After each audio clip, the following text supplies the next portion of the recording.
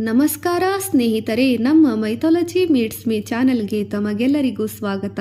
ಈಗ ನಾವು ಮಾತನಾಡಲಿರುವ ವಿಷಯ ಭಾಗವತ ಮಹಾಪುರಾಣದಲ್ಲಿ ಬರುವ ಅತ್ಯಂತ ಪವಿತ್ರವಾದ ದೈವಿಯ ಲೋಕಕ್ಕೆ ಭಕ್ತಿ, ಜ್ಞಾನ, ಶಕ್ತಿ ಮತ್ತು ಶರಣಾಗತಿಯ ಮಹತ್ವವನ್ನು ಬೋಧಿಸುತ್ತದೆ. ಈ ಕಥೆಯ ಹೆಸರು ಗಜೇಂದ್ರ ಮೋಕ್ಷ. ಕಥೆಯನ್ನು ಕೇಳೋಣ ಬನ್ನಿ ಸ್ನೇಹಿತರೆ. ಈ ಕಥೆ ಕೇವಲ ಒಂದು ಪೌರಾಣಿಕ ಘಟನೆ ಅಲ್ಲ, ಬದಲಿಗೆ ಅದು ಮಾನವ ಜೀವನದ ಬದುಕಿನ ಸಂಘರ್ಷಣೆ, ನೀತಿ ಮಾರ್ಗ, ಆತ್ಮದ ಪರಮ ಪ್ರಯಾಣ, ಭಗವಂತನ ಕರುಣೆಯ ನಿಜವಾದ ಸೌಖ್ಯ. ಗಜೇಂದ್ರ ಮೋಕ್ಷ ಕಥೆ ಶ್ರೀಮದ್ ಭಾಗವತ ಮಹಾಪುರಾಣದಲ್ಲಿ ಅಷ್ಟಮ ಸ್ಕಂದದಲ್ಲಿ ಬರುತ್ತದೆ. ವೇದ, ಉಪನಿಷತ್ತು ಮತ್ತು ಪುರಾಣಗಳಲ್ಲಿ ಉಲ್ಲೇಖಿತವಾದ ಭಕ್ತಿ, ಜ್ಞಾನ, ವೈರಾಗ್ಯ, ಶರಣಾಗತಿ, ಕರುಣೆ, ಸತ್ಯದ ಸಾರ ಅತ್ಯಂತ ಸುಂದರ ನೈಜ ಉದಾಹರಣೆಯ ರೂಪವಾಗಿದೆ. ಹಿಂದಿನ ಜನ್ಮದ ಗಜೇಂದ್ರ ರಾಜನ ಕತೆ. ಒಮ್ಮೆ ಪಾಂಡ್ಯ ದೇಶದ ರಾಜ ಇಂದ್ರದ್ಯುಮ್ನ ಎಂಬ ರಾಜ ಮಹಾಭಕ್ತ. ಶ್ರೀಮನ್ನಾರಾಯಣನ ಭಕ್ತಿಯಲ್ಲಿ ಯಾವಾಗಲೂ ಜಪ, ತಪ, ಧ್ಯಾನದಲ್ಲಿ ಮುಳುಗಿದ್ದನು. ಹೀಗೆ ತಪಸ್ಸಿನಲ್ಲಿರುವಾಗ ಅವನಿಗೆ ಗರ್ವ, ಅಹಂಕಾರ ಉಂಟಾಗಿತ್ತು. ಕಾಲಕ್ರಮೇಣ ಕಳೆಯುತ್ತಿದ್ದಂತೆ ಒಂದು ದಿನ ಮಹರ್ಷಿ ಅಗಸ್ತ್ಯರು ಬಂದರು. ಇಂದ್ರದ್ಯುಮ್ನ ರಾಜನು ಧ್ಯಾನದಲ್ಲಿದ್ದ ಕಾರಣ ಎದ್ದು ನಿಂತು ಗೌರವಿಸಿದ ಸ್ಥಿತಿ ಉಂಟಾಯಿತು. ಈ ವರ್ತನೆಗೆ ಅಗಸ್ತ್ಯ ಋಷಿಗಳು ತ್ರಿಕಾಲದರ್ಶಿಯಾದ ಕಾರಣ ರಾಜನಲ್ಲಿದ್ದ ಗರ್ವ, ಅಹಂಕಾರ ನಾಶಕ್ಕಾಗಿ ಕೋಪಗೊಂಡರು. ಜಡ ಸ್ವಭಾವ ಹೊಂದಿದ ಪ್ರಾಣಿಯಾಗಿ ಮುಂದಿನ ಜನ್ಮವನ್ನು ಪಡೆ ಎಂದು ಶಾಪ ನೀಡಿದರು.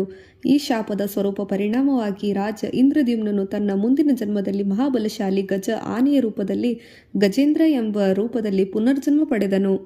ಹೇ ರಾಜನೇ, ನಿನ್ನಲ್ಲಿ ಇನ್ನೂ ಅಹಂಕಾರದ ಗರ್ವ ಇದೆ. ಅದಕ್ಕಾಗಿ ನೀನು ಮುಂದಿನ ಜನ್ಮದಲ್ಲಿ ಜಡರೂಪದ ಆನೆಯಾಗಿ ಜನಿಸುವೆ ಎಂದು ಅಗಸ್ತ್ಯ ಋಷಿಗಳು ಹೇಳಿದರು. ಅಗಸ್ತ್ಯ ಋಷಿಯ ಶಾಪ. ಇಂದ್ರದ್ಯುಮ್ನ ರಾಜನ ಮುಂದಿನ ಜನ್ಮ ಗಜೇಂದ್ರ ರೂಪದಲ್ಲಿ. ಹೀಗೆ ಗಜೇಂದ್ರನ ಹೊಸ ಜೀವನ ತ್ರಿಕೂಟ ಪರ್ವತದ ಸುಂದರ ಶಿಖರ ಪ್ರಕೃತಿಯಲ್ಲಿ ಸಾಗುತ್ತಿತ್ತು. ಅವನು ಆನೆಗಳ ಗುಂಪಿನಲ್ಲಿ ರಾಜನಾಗಿದ್ದನು. ಅಪಾರ ಶಕ್ತಿ, ಬಲ, ಬುದ್ಧಿ, ಸ್ವಾಭಿಮಾನ ಮತ್ತು ಘನತೆ ಹೊಂದಿದ್ದ ಅವನ ಕುಟುಂಬ ದೊಡ್ಡದು. ಅವನಿಗೆ ಬೆಂಬಲಿಸುವ ಆತ್ಮೀಯ ಆನೆಗಳು ಇದ್ದವು. ಪ್ರಕೃತಿಯ ನಡುವೆ ಸಂತೋಷದಿಂದ ನಿರಭಿಮಾನಿಯಾಗಿ ಸ್ವಾವಲಂಬನೆಯ ಜೀವನ ಅವನು ನಡೆಸುತ್ತಿದ್ದನು. ಹೀಗೆ ಹಿಂದಿನ ಜನ್ಮದ ಪುಣ್ಯದ ಬಿಂಬು ಅವನೊಳಗೆ ಮೌನವಾಗಿ ಇತ್ತು. ಹೀಗೆ ಒಂದು ದಿನ ಮಧ್ಯಾಹ್ನ ತೀವ್ರ ಬಿಸಿಲಿನಲ್ಲಿ ಗಜೇಂದ್ರ ಎಂಬ ಗಜ ಆನೆಯು ತನ್ನ ಕುಟುಂಬದೊಂದಿಗೆ ಸಮೀಪದ ಸರೋವರಕ್ಕೆ ಇಳಿದು ತಂಪಾದ ನೀರಿನಲ್ಲಿ ವಿಶ್ರಾಂತಿ ಪಡೆಯುತ್ತಿದ್ದ. ಒಂದು ಕಮಲದ ಹೂವನ್ನು ಕೀಳಲು ಮುಂದಾದಾಗ ನೀರಿನೊಳಗೆ ಇದ್ದಂತಹ ಬಲಿಷ್ಠ ಮಕರ ಮೊಸಳೆಯೊಂದು ಅವನ ಕಾಲಿಗೆ ಹಿಡಿದು ಗಜೇಂದ್ರನ ಕಾಲಿಗೆ ಕಚ್ಚಿಕೊಂಡಿತು. ಗಜೇಂದ್ರನು ಬಲ ಪ್ರಯತ್ನ ಮಾಡಿದರೂ ಮೊಸಳೆ ಗ್ರಾಹದ ಮಕರದ ಹಿಡಿತ ನಿಗೂಢವಾಗಿ ಅವನ ಶಕ್ತಿ ಗಟ್ಟಿಯಾಗುತ್ತಿತ್ತು. ಆನೆಗಳ ಗುಂಪು ಆತಂಕದಿಂದ ಗರ್ಜಿಸಿ ಸಹಾಯಕ್ಕೆ ಧಾವಿಸಿದರೂ ಯಾವುದೂ ಪ್ರಯೋಜನವಾಗಲಿಲ್ಲ. ಹೀಗೆ ಗಜೇಂದ್ರನ ಕುಟುಂಬದ ಸದಸ್ಯರು, ಹೆಂಡತಿ, ಮಕ್ಕಳು, ಮೊಮ್ಮಕ್ಕಳು ಎಲ್ಲ ಸದಸ್ಯರು ಅವನಿಗೆ ಬಿಟ್ಟು ಹೋಗತೊಡಗಿದರು. ಹೀಗೆ ಪ್ರಕೃತಿಯ ಸಂಸಾರದಲ್ಲಿ ಪ್ರತಿಯೊಂದು ಬಲಿಷ್ಠ ಬಲಕ್ಕೂ ಮಿತಿ ಇರುತ್ತದೆ. ಅವನು ಅರಿಯಬೇಕಾಯಿತು ಮತ್ತು ಸಂಸಾರದ ಯಾವುದೇ ಸಂಬಂಧ, ಬಾಂಧವ್ಯವು ಯಾವುದೂ ಶಾಶ್ವತವಲ್ಲ ಎಂಬ ಅರಿವು ಬಂದಿತು. ಈ ಪ್ರಸಂಗಕ್ಕೆ ವೇದಶಾಸ್ತ್ರದಲ್ಲಿ ಭಕ್ತಿ, ಶರಣಾಗತಿ ಮತ್ತು ಸಂಕಟದಲ್ಲಿ ದೇವರ ಪರೀಕ್ಷಿಸುವ ವಿಧಾನದ ಮಹತ್ವವನ್ನು ಅರಿತ ಗಜೇಂದ್ರ ಎಂಬ ಗಜನು ಹಿಂದಿನ ಜನ್ಮದ ಭಕ್ತಿಯನ್ನು ಅರಿತನು. ಭಗವಂತ ನಾರಾಯಣನನ್ನು ಒಂದು ಹೂವಿನ ಕಮಲವನ್ನು ಸೊಂಡಿಲಿನಿಂದ ಹಿಡಿದು ಭಗವಂತನನ್ನು ಪ್ರಾರ್ಥಿಸಿದನು. ಇದನ್ನು ಗಜೇಂದ್ರ ಸ್ತುತಿ ಎಂದು ಕರೆಯುತ್ತಾರೆ. ಗಜೇಂದ್ರನ ಸ್ತುತಿ. ನಾರಾಯಣ ನಾರಾಯಣ, ಯುಗಯುಗಾಂತರಗಳ ರಕ್ಷಕನೇ, ಪಾಪ ವಿಮೋಚಕನೇ, ಎಲ್ಲರ ಶರಣಾಗತ ದೀನಬಂಧು, ನನ್ನನ್ನು ರಕ್ಷಿಸು ಎಂದು ಪ್ರಾರ್ಥಿಸುತ್ತಾನೆ. ಹೀಗೆ ಗಜೇಂದ್ರನು ಸೊಂಡಿಲಿನಲ್ಲಿ ಕಮಲವನ್ನು ಹಿಡಿದು ಆಕಾಶವನ್ನು ನೋಡಿ ಜಲದೊಳಗೆ ಪ್ರಾರ್ಥಿಸುತ್ತಾನೆ. ಭಕ್ತರಿಗೆ ಭಗವಂತ ದೂರವಲ್ಲ. ಸಂಪೂರ್ಣ ಶರಣಾಗತಿ ಕ್ಷಣದಲ್ಲಿ ತಾನು ತಕ್ಷಣ ಬರುತ್ತಾನೆ. ಭಗವಂತ ಶರಣಾಗತಿಯ ಕ್ಷಣ. ಗಜೇಂದ್ರನು ಸಂಪೂರ್ಣ ಶರಣಾಗತಿಯಲ್ಲಿ ಗಂಭೀರ ಭಕ್ತಿಯಿಂದ, ಪ್ರಸನ್ನ ಭಾವದಿಂದ ಭಗವಂತನನ್ನು ಭಜಿಸಲು ಪ್ರಾರಂಭಿಸಿದ. ಆಗ ಎಲ್ಲ ರೀತಿಯ ಸಾಂಸಾರಿಕ ಪ್ರಯತ್ನಗಳನ್ನು ಬಿಟ್ಟು ಶರಣಾಗತಿಯನ್ನು ಸ್ವೀಕರಿಸಿದನು. ಧಾರ್ಮಿಕ ಸಂದೇಶ. ಭಕ್ತಿ, ಶ್ರದ್ಧೆ, ಪುನರ್ಜನ್ಮದ, ಪೂರ್ವಜನ್ಮದ ಜ್ಞಾನ, ಪೂರ್ಣ ಶರಣಾಗತಿ ಎಂಬುದರ ಮಹತ್ವವನ್ನು ಸಾರವಾಗಿದೆ. ಗಜೇಂದ್ರ ಮೋಕ್ಷದ ಕಥೆ ಕುರಿತು ಪರಮೇಶ್ವರ ವಿಷ್ಣು ಶರಣಾಗತಿ ಪ್ರಾರ್ಥನೆ ತಕ್ಷಣ ಪ್ರತಿಕ್ರಿಯಿಸುವುದು ಎಂಬುದು ಸಾರವಾಗಿದೆ. ವಿಷ್ಣುವಿನ ಆಗಮನ ಮತ್ತು ಮೋಕ್ಷದ ಕ್ಷಣ.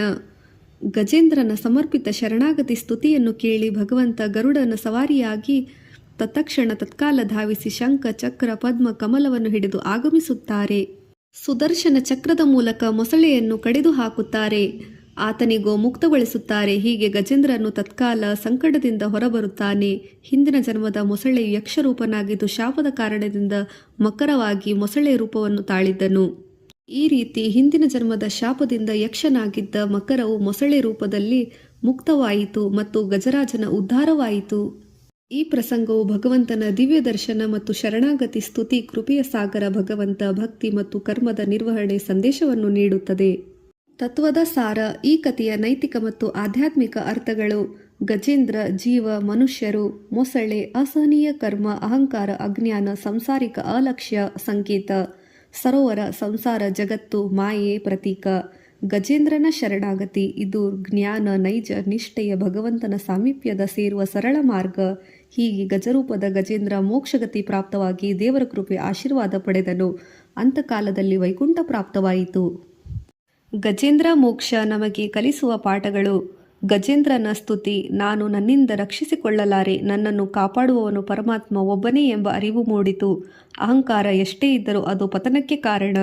ನಿಜವಾದ ಶರಣಾಗತಿ ಮನಸ್ಸಿನಿಂದ ನಿರ್ಭಯವಾಗಿ ಪರಮಾತ್ಮನನ್ನು ದಯೆಯಿಂದ ಪ್ರಾರ್ಥಿಸಬೇಕು. ಭಕ್ತಿ ಎಂದರೆ ನಂಬಿಕೆ, ಸಂಕಟದ ಕ್ಷಣದಲ್ಲಿ ತಾಳ್ಮೆ, ಬಲಿಷ್ಠ ಶಕ್ತಿ, ಸ್ಥಾನ, ಗರ್ವ ಅಶಾಶ್ವತ ಅನಿತ್ಯ. ಭಕ್ತಿ, ಜ್ಞಾನ, ಮೋಕ್ಷ ಶಾಶ್ವತ ನಿತ್ಯ. ಧನ್ಯವಾದಗಳು.